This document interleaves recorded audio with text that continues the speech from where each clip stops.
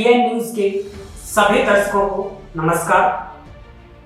मित्रों, आज हम भारत के सर्वोच्च न्यायालय और भारत के सर्वोच्च न्यायालय के सर्वप्रथम न्यायाधीश की जिंदगी से आपको रूबरू कराएंगे।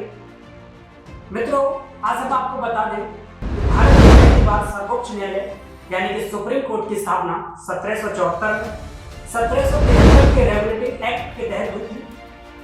तब इसे कोलकाता सर्वोच्च न्यायालय कहा जाता था और इसमें एक मुख्य न्यायाधीश के अतिरिक्त अन्य 3 न्यायाधीश होते थे। 1774 के रेगुलेटिंग एक्ट के अन्य मुख्य प्रावधान थे। भारत में ईस्ट इंडिया कंपनी के कार्यों को नियमित और नियंत्रित करने की दिशा में ब्रिटिश सरकार द्वारा उठाया गया पहला कदम था। इस अधिनियम के द्वारा पहली बार कंपनी के प्रशासनिक और राजनीतिक कार्यों को मान्यता मिली और यह पहला मौका था जब भारत के केंद्रीय प्रशासन की नींव रखी गई। इस अधिनियम के द्वारा बंगाल के गवर्नर को अब बंगाल का गवर्नर जनरल कहा जाने लगा और इसकी सहायता के लिए एक 4 सदस्य कार्यकारी परिषद यानी कि एग्जीक्यूटिव काउंसिल का गठन किया गया। लॉर्ड वारेन हेस्टिंग्स पहले गवर्नर जनरल बने।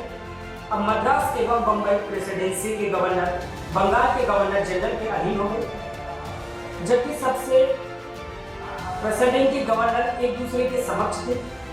इस अधिनियम के तहत कंपनी के कर्मचारियों को निजी व्यापार करने और भारतीय लोगों से उपहार व रिश्वत लेना प्रतिबंधित कर दिया गया।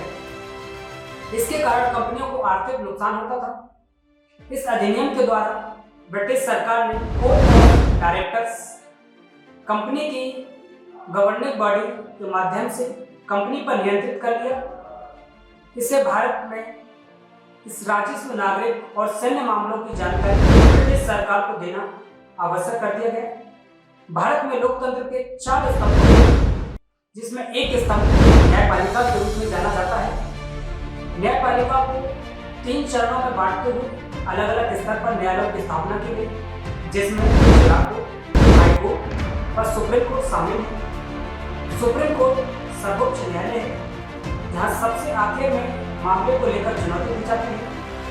इस न्यायालय की अध्यक्षता एक मुख्य न्यायाधीश करते हैं, जिसे भारत का मुख्य न्यायाधीश कहा जाता है। वर्तमान में भारत के मुख्य न्यायाधीश DY चंद्रचूड़ हैं। भारत में दुनिया का सबसे बड़ा लोकतंत्र मौजूद है। इस लोकतंत्र का हिस्सा है हमारा भारतीय संविधान, जिसका अनुच्छेद 124 सब-क्लॉज 1 सुप्रीम कोर्ट से संबंधित है। यह अनुच्छेद कहता है कि भारत में एक सर्वोच्च न्यायालय होगा, जिसमें एक मुख्य न्यायाधीश यानी कि CJI होगा। वहीं इसके अलावा 7 से अधिक न्यायाधीश नहीं होंगे, जब तक कानून द्वारा संसद अन्य न्यायाधीशों की बड़ी संख्या निर्धारित नहीं करती है। हालांकि वर्तमान में सुप्रीम कोर्ट में मुख्य न्यायाधीश को मिलाकर जिनका कार्यकाल 65 वर्ष की आयु तक होता है। यदि इस समय भारत के मुख्य न्यायाधीशों की बात करें तो DY चंद्रचूड़ हैं। हम आपको बता दें कि भारत के सबसे पहले मुख्य न्यायाधीश कन्या थे, जिन्होंने 6 जनवरी 1950 से 6 नवंबर 1991 तक अपना कार्यकाल पूरा किया। वह कुल 649 दिनों तक सुप्रीम कोर्ट के मुख्य न्यायाधीश रहे। JH कन्या का पूरा नाम सर हरिलाल दास कन्या है। इनका जन्म 3 नवंबर सन 1890 को सूरत के एक मध्य वर्गीय परिवार में हुआ।